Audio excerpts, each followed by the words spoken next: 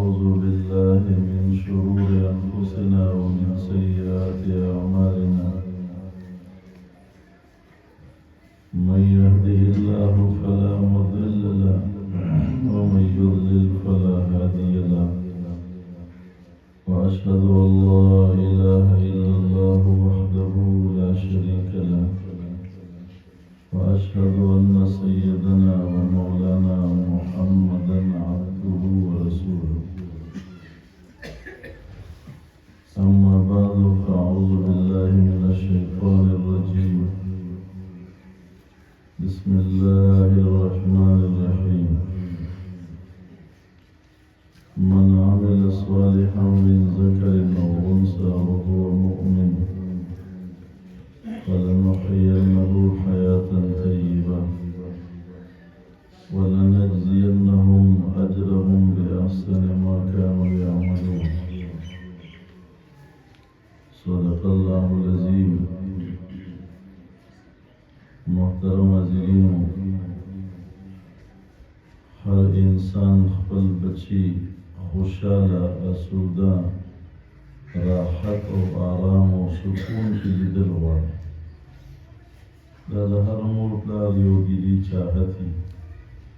خواهش وي د دې لپاره هغوی محنت کوي کوشش کوي لیکن زنگ ایمان داری چې الله رب العزت لکه څنګه د سیزونو خالق دی دا سیزونه هغه پیدا کوي بره دي که ښکته دي داسې د حالاتو خالق او مالک هم راځي یو مور پلار غواړي چې زما د زوی وشي لیکن هغه نه غواړي نو زوی نشي کېدی مور پلار غواړي چې زما لور وشوي الله نه غواړي نو نشي کېدی چاله یې ورکوي ناړو د سره نو داسې د دې ماشومانو په حالاتو کې هم د انسان خپل اختیار نشته که وی نو بیا به چا خپل بچی ذلیل نه لیدلی بیا الله رب العزت د مؤمنانو خوشحالی راحت آرام عزت سکون د زندگی خوند هغه په ایمان او ښایسته اعمالو کې ایښی من عمل صالحا کورونو ته خوشحالي لوښي نشي راوړی لوښي به ډېر راوړی قیمتي به والی د سرو زرو د سپینو زرو لوښو سره خوشحالي نه راځي قیمتي جامو سره هم نه راځي کور کې د ناستې ملاستې سامانونه چې نن هغې ته فرنیچر وي دا کور ته خوشحالي نه راولي دا ظاهري اسباب دي الله فرمایي ستا په کور کې د خوند زندگی چې پیدا کېږي نو دا والی ستا په کور کې نیک اعمال تم نیک عمل ستا ښځه هم نیک عملي ستا بچي هم نیک عملي من عمل صالحا بیا سے عمل نه دی ویلی عمل صالحا صالح عمل دی ته وایي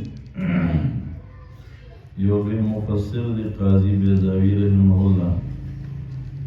هغه دی تعریف کوي ما صوره الشر وحسنه د هغې پښتو تعبیر زموږ ملګري کې تبلیغ والا د الله تعالی حکمونه د نبی علیہ السلام په طریقه باندې پوره کول دې ته نیک عمل د الله حکم دی چې داسې وکړه مثلا الله حکم کړي لمونځ کوئ خو دا لمونځ والا نیک عمل چې دا د پیغمبر علیه السلام په طریقې د پیغمبر علیه السلام د طریقې نه خلاف یو سړی وویل زه د تحیات نه شروع کوم او سلام به په ولاړو ګرځوم، دا مونځ نه دی. تحیات یې مو کړو، رکوع یې مو کړه، سجدې یې مو کړې، قیام یې مو کړو، قرآن یې مو لوست، خو دا مونځ نه دی، نیک عمل نه دی. نیک عمل هغې ته وایي چې هغه یو خو د الله حکم وي چې الله وایي داسې وکړئ، بل د نبي علیه السلام طریقې هغې د عمل صالح و.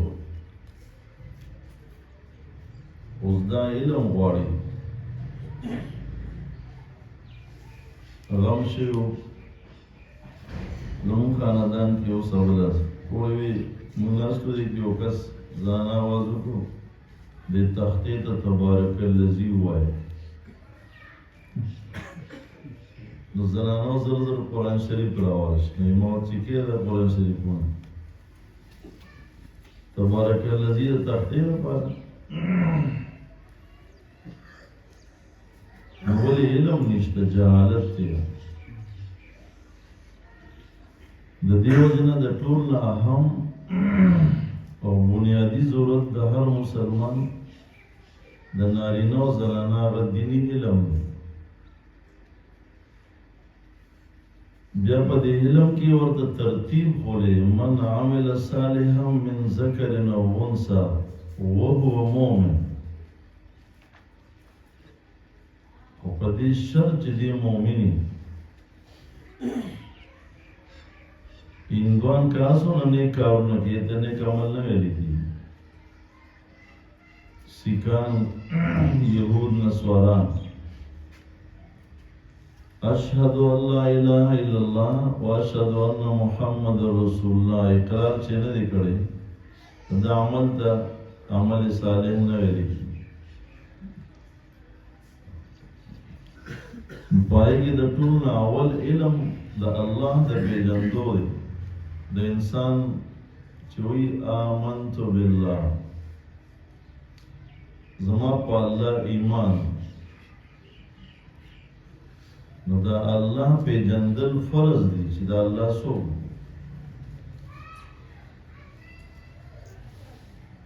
په عقل نه پیژندلی کېږي.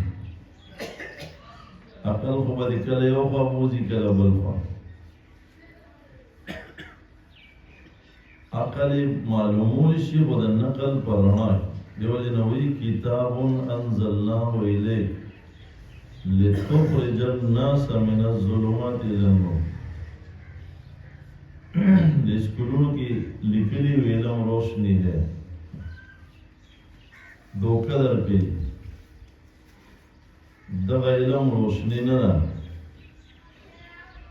د عقل لپاره چې کوم علم رڼا ده هغه قرآن دی، وحی ده. کتاب انزلناه الیک، الله وی دا کتاب ما تا ته نازل کړی څه شي ده؟ لتخرج الناس من الظلمات الى النور، دا خلق د تیارونو رڼا ته راوباسي. کوم خلق په تیاره کې د بیت الله په گاون کې پیدا شوي، د بیت الله په سوري کې لوی شوي، د بیت الله شریف طوافونه هم لیدلي، بلکې تقریبا داسې په ډېر کم ماشوم د قریش وي چې هغه مور په روړي کې د کعبې نه تو کړي نه. خو لیکن کله چې د قرآن علم نو، د محمد رسول الله تعلیم نو، تاسو سورې د ختم ورد د سورې اخلاص په شان نزول کې مشرکان هغه خلق تپوس کې چې یا محمد علیہ السلام ته وایي صف لنا ربک، ته چې کوم رب ته مونږ بلې نو مونږ ته هغه لږ بیان کړي چې مونږ یو پې څوک دی. د دې وجه نه د تمام جهان غرونه د سرو زرو شي ډنډا والو قسم په الله تاسو له څوک درکړي او بل طرف ته دا یو سورې اخلاص تله کې واچوي نو دا ورسره نشي ختم. آپ کو سمجھ نہیں دا څومره لوی نعمت زین په دې کلي کې ګرځي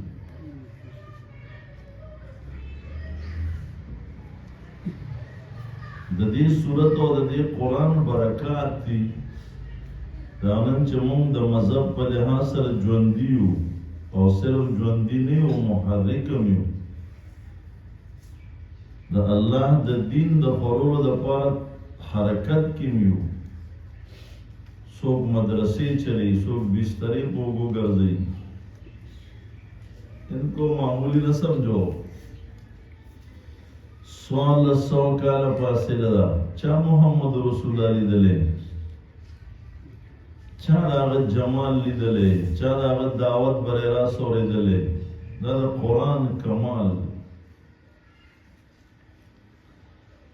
د دې وجې نه یو صحابي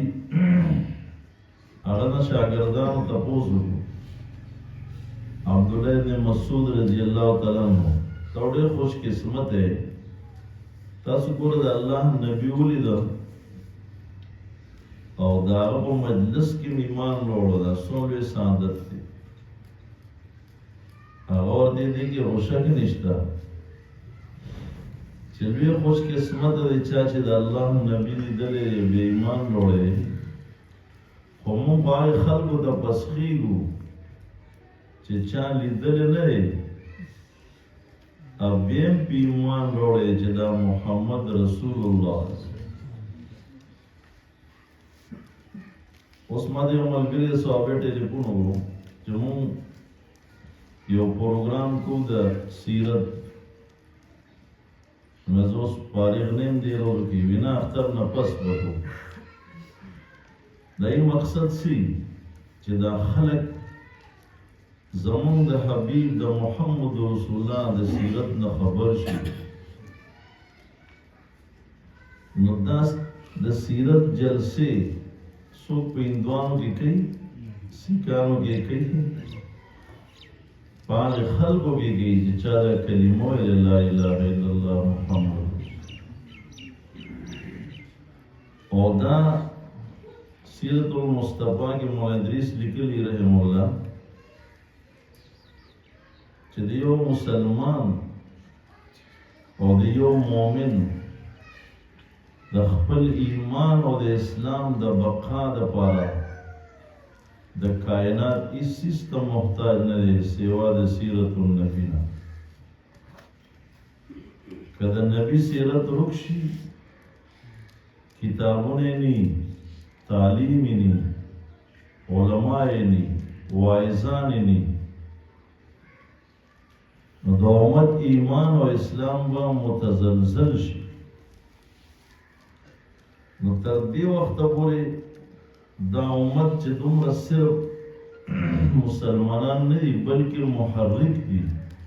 او لیدلی هم نه دی نو عبدالله بن مسعود موږ دغې مسلمانانو ته پسخېږي او رسول الله صلی الله علیه وسلم نم دا ثابت ده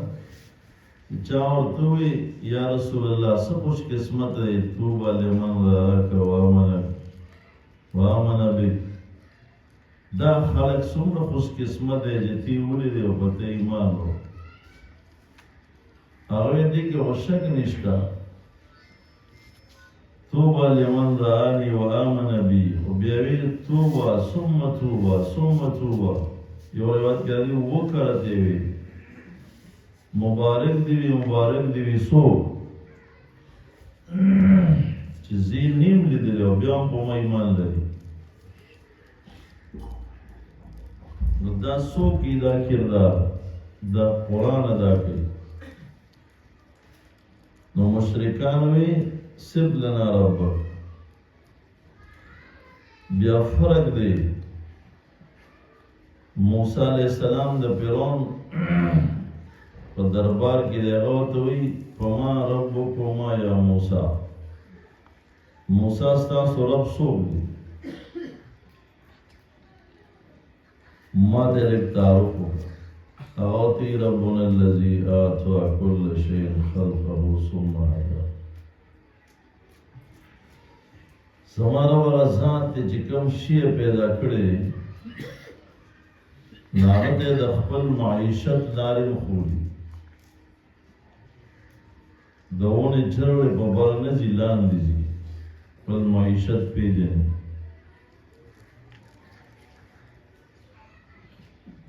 د چرګانو بچي اوبو ته نه کوزېږي د بدو بچي ډیران ته نه ځي اوبو ته ځي خدا استدلالي صورتونه مې ته پته ده چې د اوبو نه بهر کېدل ګورې هلاکت بهر نه وځي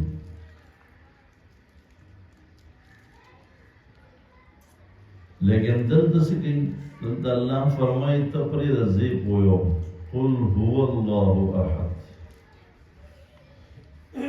خپل پوره تعارف یې وکړو هېڅوک زموږ عقیده نشي قبولی تر څو دا صورت موجودي زموږ رب موږ چې چاله بندګي کوو چاته دعوت ورکوو د چا په رسولانو کتابونو ایمان دی د هغه نوم الله دی موږ یې څوک په نوم کې هم نشي خطا کولی هغه دونه کامل ذات دی چې د هغه په نوم کې څه نقصان نه راځي الله دې نو اول الف دې لرکا لله هیڅ نقصان نه راځي نه روکېږي لام دې لرکا له ما فی السماوات بیا هم نه روکېږي دا بل لام دې کټ شي صرف ها لا اله الا هو بیا هم نه روکېږي په نوم کې شریک نشته دا څوک جرأت نشي کولی چې خپل زوی د نوم الله کړي یو بدبخت دی ایښولی خېټه وچول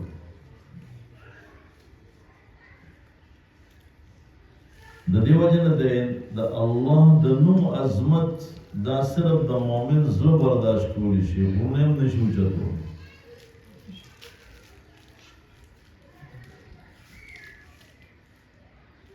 په نوم کې شریک نشته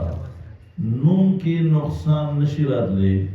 نو ذات به څنګه کامل وي او څومره کامل ذات دیو جن د هغه د ذات د هر قسم نقصان او د عیب نه بالکل لري پاک کله قرآن برملا اعلان کوي سبح لله ماضی سره ما فی السماوات و ما فی الارض دا څومره برکت چې وینه د هر شي د الله تسبیح منلې چې الله کامل ذات یسبح لله ما فی السماوات و ان من شیء الا یسبح هر شي نه تپوس کوه هغه زما رب پیژني چې هغه سبحان قل هو الله احد الله الصمد د الله د معرفت دیمه طریقه څه ده هغه صفات به پیژني نو صفات خدای الله تعالی دومره خواره دي چې د هغې احاطه د الف نه تر یا پورې رسول خو د چا په وس کې نشته لو ان ما فی الارض من شجرة اقلام والبحر يمده من بعده سبعة أبحر ما نفدت كلمات الله په دې ځمکه څومره ونې وي او څومره دي او څومره به راځي دا ټولې ونې قلمونه او سمندر چې له اوسه پورې چا کچ نه کړو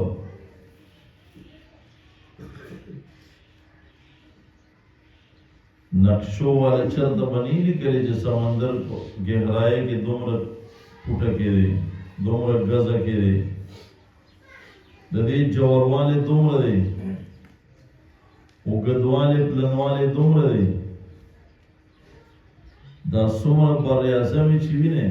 دا خو د دې سمندر ټاپوګان دي بیا پته نه شي چې هغه کنارې کوم خوا تلې یو صاحب کشف ته د هغې کشف شو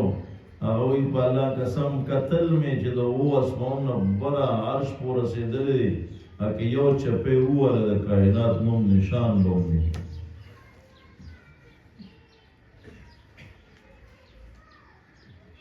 والبحر یمده او دا سمندر دې سایشي او لیکل کیږي نو دا کلمونه به دې وسولیږي دا صحیح به دې ختم شي داسې اوه سمندر به نور هم راشي لیکن الله فرمایي زما د صفاتو احاطه نشي کولی لیکن قرآن کریم وایي چې او خلکو راشئ لږ زما قدر وکړئ ما سره یو ډېر لوی نعمت دی څه شی دی زه تاسو ته ستاسو د رب د صفاتو تعارف کوم نو کله وایي یا ایها الناس اعبدوا ربکم الذي خلقکم ستاسو رب ستاسو خالق دی والذین من قبلکم تاسو هم پیدا کړی ستاسو مشران هم پیدا کړی هو الذي جعل لكم الارض فراشا تاسو له زمکه داسې وغوړوله لکه فرش او بستر چې وانزل لكم من السماء ماء د اسمان نه در باندې د بر نه در باندې اوبه وري فاخرج به من الثمرات دا څومره مارکیټونه چې ګورئ دوکانونه چې د میوو د سبزۍ نه داسې ځلیږي دا د وړو میلونه دا د چینو کارخانې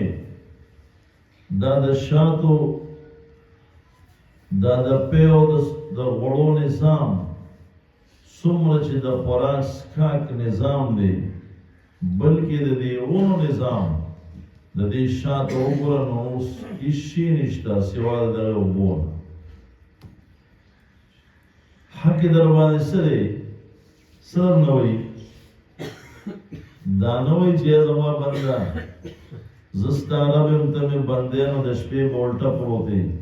د شپې به لاسونه ښکته کړي او خپې به دې بري نه فرمایي فلا تجعلوا لله اندادا بس د دې خبرې خیال ساته چې ما سره ګورې بل څوک شریک ونه ګڼئ نه پیر صاحب نه فقیر صاحب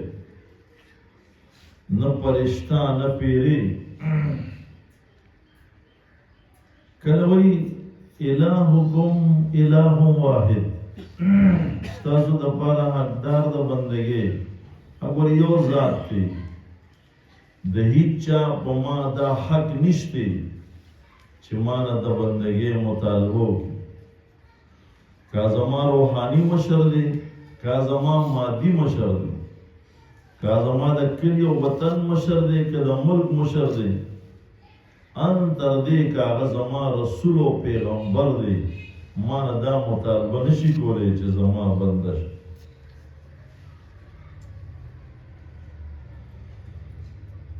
او دې کې زما عزت دی هر کله چې د قرآن رڼا وي دومره عزتمن مخلوق لقد خلقنا الانسان فی احسن تقویم ته د هر چا نه ښایستی لقد کرمنا بني آدم تا ته ما عزت درکړی نو ته لاړې ذلیل شوې غواګانو ته سجدې ستورو ته سجدې کې نور ته سجدې کې دا اوس تا غلامان دي آپ کو سمجھ ہی نہیں تو گھٹو تو سجدے کے دا اللہ پا ذات میرے قسمی دے انسان زینت دے انسان دے عزت حفاظت پا جاموں کے لئے پا زیوراتو کے لئے پا گھٹا بنگلہ کے لئے پا گھٹا کرسے کے لئے پا دے عقیدہ کے لئے چلا الہ ہے زما حقدار د بندگی صرف یو الله او بیا درته څونه د خوند خبره کوي چې ولې لا اله الا هو هیڅوک ستا هیڅ مشکل ضرورت پوره کول والا نشته سوا د هغه نه کم هو الرحمن چې هر قسم نعمتونه پیدا کوي او تاله درکوي سترګې پیدا کړې نو تاله درکړې ته مالک کړې کله غړې او کله پټې ستا وکړه چې به درکړه نو ته مالک کړې غاښونه درکړه نو ته مالک کړې چې به درکړه ته مالک کړې د یو رحمان تشریح کې نو سورۃ رحمان وګورئ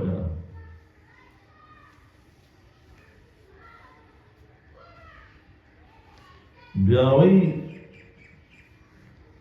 ان فی خلق السماوات والارض الله خو تلی دی نشي قدرت ته وګورئ بل په بلندې کې اسمانونو درولې دي لاندې زمکه غړولې ده واختلاف الليل والنهار کله تیری راځي شپه راځي کله ورځ راځي په یو خاص ترتیب سره نظام روان دی یو سکند پکې تبدیلی نه راځي نو اټمی طاقتونو والا او نو روحانی طاقتونو والا دا الله په نظام کې هیڅ تبدیلی نشي کوي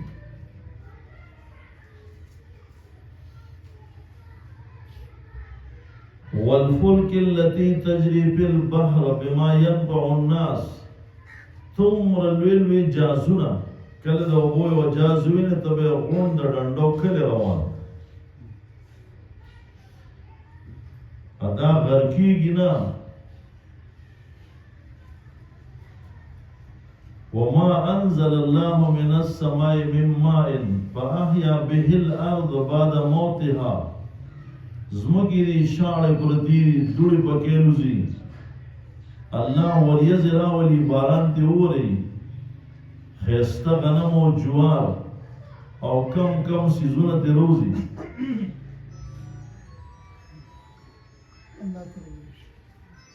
بیا قرآن وی راشا بندہ خیر دی پریشان کی گما نور بین در تاسانا کم اللہ الذی خلق سبع سماوات الله کم الله چې تا ویلي آمنت بالله فکم الله ستا ایمان دی ته د کم الله غلامې دیو جنا د دومره لوی بادشاہ غلامې اتا کروڑو خلاص شنو ته پریشان یې زه وسکم یو بزرګ لیکلی د قات وختو زه په لار روانم یو غلام لوبې کولې ما ورته په خلکو څه تېرېږي او ته لوبې کې ما ته وی د خلکو څوک شته نه زه د پلاني غلام ما ورته وی زما د تصوف ټول گہرایو نړولې د تصوف نه مطلوب څه شو دا خو نو چې خلک ستا لاسونه ښکلوي خلک ستا کرامات ومني د تصوف نه مقصود دا و چې د الله د معرفت هغه نور کم چې د انبیاء علیهم السلام په واسطې سره را روان او را جمع شو په محمد رسول الله کې د تمام انبیاء علیهم السلام د اخلاق مجموعه داغي د اخلاق خلاصه دا په محمد رسول الله کې را جمع شوې ده فبهداهم اقتدي او د قرآن او سنت په لار ستا زړه ته راشي او دغه د الله معرفت ستا په ذریعې سره مخلوق خدا ته منتقل شي دې ته تصوف ویل کېږي او لکه څنګه چې د زمیندار په وس کې نشته چې دې زرغونولو کې افرأیتم ما تحرثون اانتم تزرعونه داسې د چا په وس کې نشته چې د چا په زړه کې د الله د معرفت رڼا ورواچي اچولو والا ذات الله دی ته سبب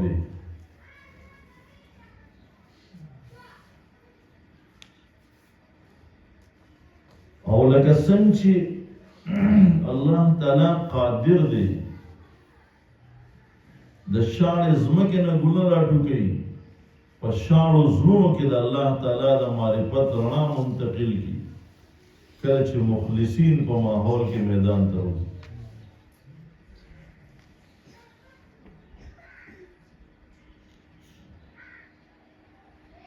نو کله چې د سړي آمنت بالله، کم الله الذي خلق 7 سماوات، وہ اسمانونه جوړ کړي، ومن الارض مثلهن، د ځمکو اسمانونو په شان یې ځمکې جوړې کړي، یتنزل الامر بینهن، د دې منځ کې چې کوم حالات راځي، که شپه راځي، روز راځي، ګرمي راځي، یخني راځي، سوکړې راځي، ودانې دي، چا کله ماشومان پیدا کیږي، چا کله مري، چا کله خوشحالي ده، چا کله غم دی، چا ته عزت ملاویږي، چا کله ذلت را روان دی، د دې تمام حالاتو فیصلې بر نه راځي، دا په اسلام آباد کې نه کیږي او دا په امریکا او برطانیه کې نه کیږي او د تمامي دنیا د تمامو اهل باطل د مشورو قسم په الله هیڅ حقیقت نشته، پس ځمکه هغه کېږي چې د کومې فیصلې بر وشي. قل اللهم مالک الملک تؤتي الملك من تشاء وتنزع الملك ممن تشاء وتعز من تشاء وتذل من تشاء بيدك الخير. بل طرف ته مه ګوره، آمنت بالله چې د چا په لاس کې خیر دی هغه ته ګوره، هغه تا نه په الله قسم څه غواړي، صرف 2 اوښکې غواړي، لږې ورته ووایي او نو به یې وینې.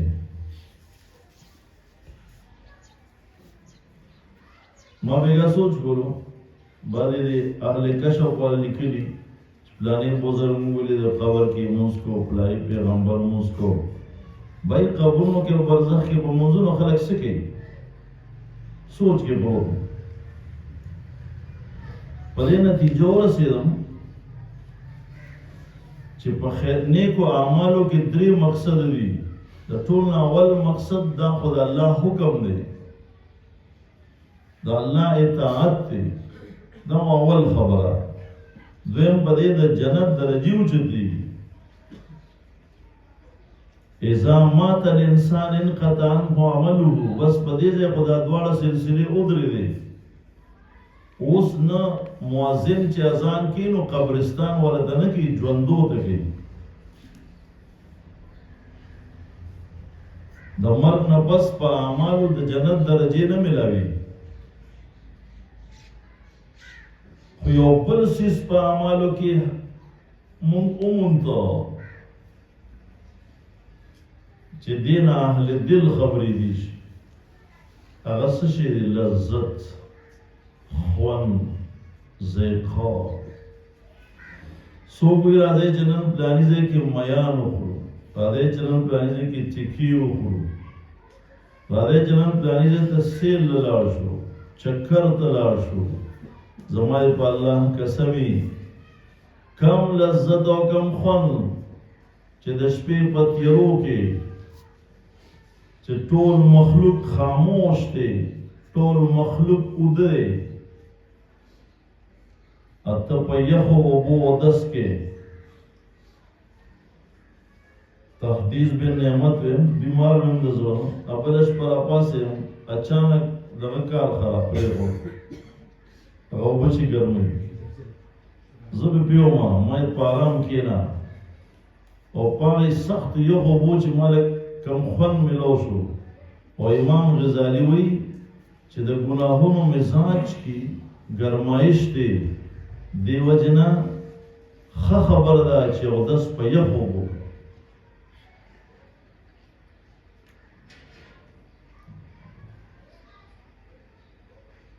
دا وخت چې کم لذت دی، کم خوند دی، اوہو یہ ہم نے کہیں نہیں دے. ما ډېرو ځینو کې ناسته کړې، ما ډېر مجالس لیدلي دي، ما د خوندونو تمامې لارې کتلي، دیو جن مان اکثر خلک ګیله کی یا موږ پلاني ځای ته چکر وو وایي زما اړه نه غواړي زه چې پلاني هوټل ته لاړ د ستاسو کلي څه کشران دي پلاني ځای کې کباب کې ډېر زبردست څو دی پسې نښتي وو ما چې دا و دا وزګارو کار دی چې په کبابو پسې ګرځي دا دوه خو پاتې شو اذا مات الانسان انقطع عنه عمله ثناءالله پریشان ډېره زمانه په دې مسله خدا دریم خو سره لاړ کنه چې لذت دی هغه لذت چې کوم د الله په اطاعت کې دلته مونته هغه تا ته د دغه په برزخ کې منکشف چې دیکھ لو اسکو تو بیا مړه سجدې نه سر اوچت کې الله اکبر نن مونږ د خپل سجدې نه خبر نشو چې ما پکې څو پیرې سبحان ربي الاعلى بہرحال مانا خبر اگلی اللہ فرمائی قرآن کریم یتنزل الامر بینہن اور پسی سوئی لتعلموا ان اللہ علی کل شیء قدیر خبردار غور سرورا آمنت باللہ فکم اللہ چھتا ایمان لوڑے دے اگر پا ہر سیز قادر دے بغیر خاوند پیغلی جینیلا د عیسی علیہ السلام پشان داسې ځوان زوی ورکړی چې هغه اوس هم ځوان دی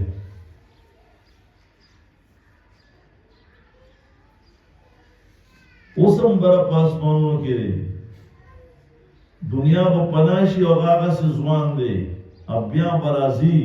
د ټولې دنیا بادشاهي به کوي څلوېښت کاله بیا به دنیا نه رخصتي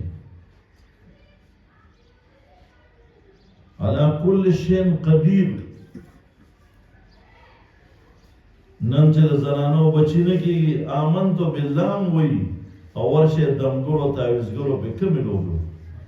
زه یې ویلی نه شم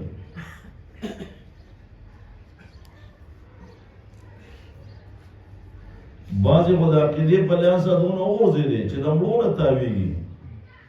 چې و بابا خو په خدای وشي او په تا وشي او یو بچی خو په کار تا د کوم الله و ایمان لوړی آمنت بالله علی کل شین قدیر داغه نه مایوس کېږي ولې د هر چا نه چې د بېنظیر پیسو ته ولاړې زنانه روان یم تعجب کوم چې یا مولا د غلط یقین د وجې نه نن زموږ زنانه څومره ذلیلې شوې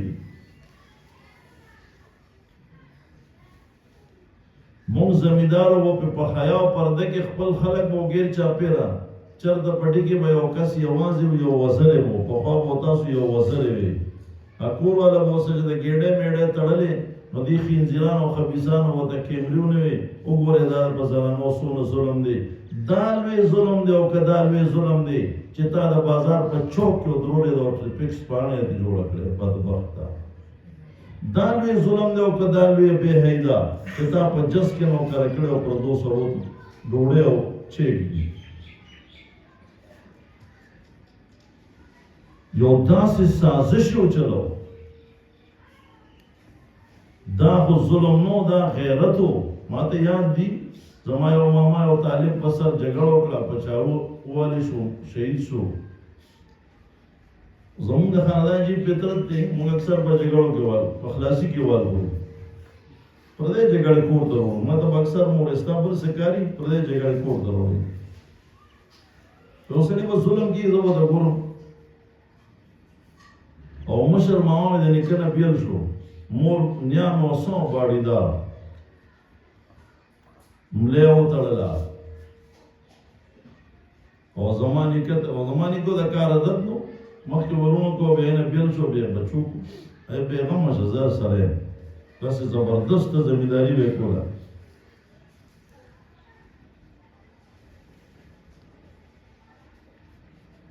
دا چې ظلم وکړو دا ظلم نه چې کرکټ پکې دا ظلم نه چې د کرکټ په نوم تللی ده او په انګلینډ او په چین کې په هوټلو کې پیغله جینۍ تیره ده دا ظلم دی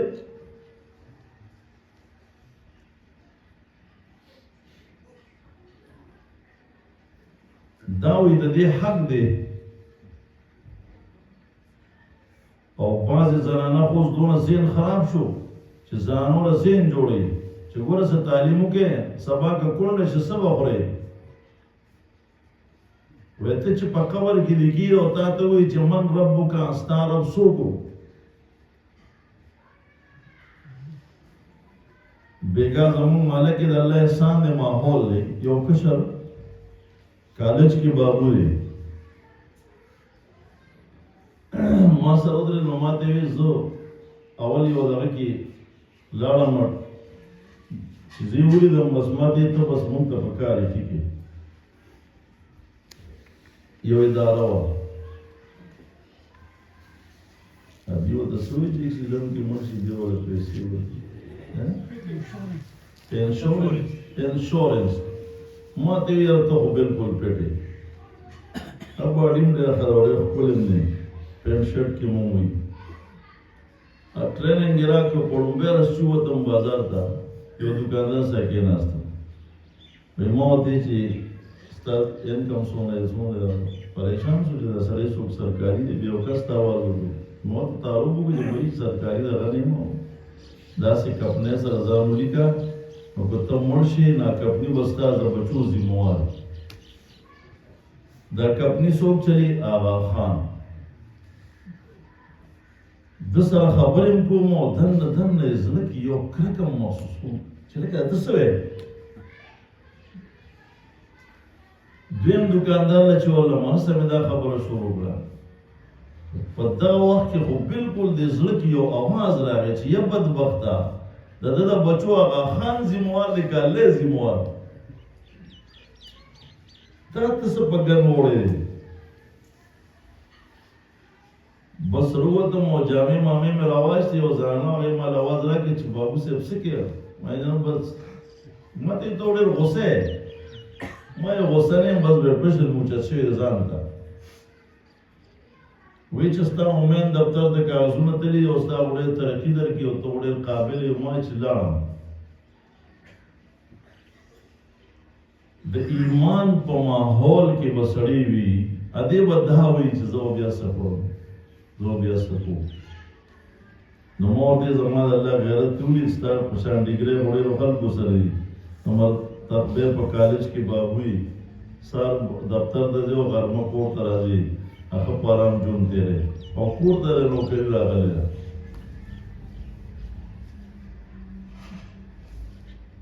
بیا ورپسې څه وایي لتعلموا ان الله على كل شيء قدير وان الله قد احاط بكل شيء علما هیڅ شی هیڅ ذره د الله د علم نه بهر نه ستا د زړه د جذباتو نه خبر دی د ارادو نه دی خبر دی ستا د اسویلو نه خبر دی یو زنانه د نبی علیہ السلام مجلس کې اسویلی وکړو اسویلی لا پوره شوی نو چې جبریل تشریف وروړو قد سمع الله قول التي تجادلك في زوجها نو څه معنا شوه آمنت بالله مونږ په هغې الله ایمان وروړی چې د هغه قدرت کامل دی د ذلت په نقشو کې عزت ورکولی شي د عزت په نقشو کې ذلت راوستی شي د لاعلاج مریض ته صرف په اوبو باندې صحت ورکولی شي په معمولی دکان معمولی روزګار کې د رزق پراخي ورکولی شي قل ان ربي يبسط الرزق لمن يشاء ويقدر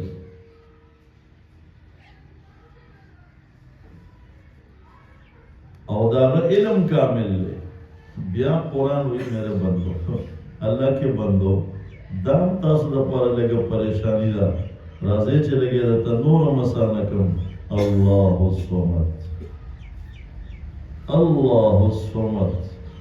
صمد چاته وایي چې هر څوک هغه ته خپل حاجت وړي او د هغه هېڅ چاته هېڅ حاجت نه کوي زما خویندو دا د الله تعالی یو ډېر احسان دی. په دونه وروستو دور کې مونږ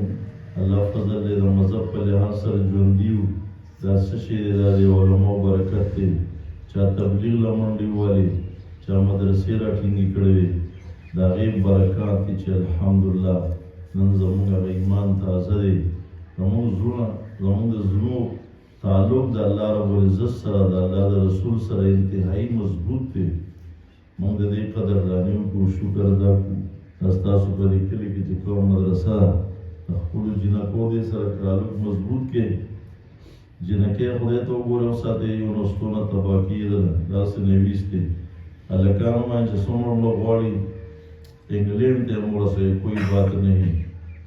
هلکان ټول مولیان کوي، ټول مولیان چې بیا به دا نورې کارونه به راله څوک کوي؟ مولیان خو بیا ټک نه کوي، وایي دا قرآن خوړی پټي ته نه ځي. خو جینکۍ خو خدای ته وګورئ، دا به د بار شی نه، دا خو الله پاک موږ یو نعمت راکړی، لور د یو لوی نعمت دی. الله پاک هغې له یو خاص چون ورکړی، د هغې د عزت دپاره دی. خو د هغې ښه طریقه دا چې موږ د هغې تعلق دې مدرسو سره قایم کړو، هغې به د احساسې کمترۍ نه وځي. ولې نن ماحول وي تا تعلیم کړی، نو دا وکړي چې او څه دې زده کړي، د بسم الله ترجمه تا له درځي ترور عزت ووایه، نه به غلی شي. کا ماسټر ولې نه ما د سورې اخلاص ترجمه زده کړې، تا له درځي. ما د مونځ فرایض زده کړي، تا له درځي. ما د قرآن دونه سپارې یاد، تا د څونه یاد دي؟ احساسې کمترۍ نه وځي، دا رڼا بیا دننه په زړه کې راشي، دا بیا نسلو ته منتقل کېږي. نو الله پاک به ستاسو په نسلونو کې انشاءالله نیکان او صلحا پیدا کړي. واخر دعوانا ان الحمد لله رب العالمین.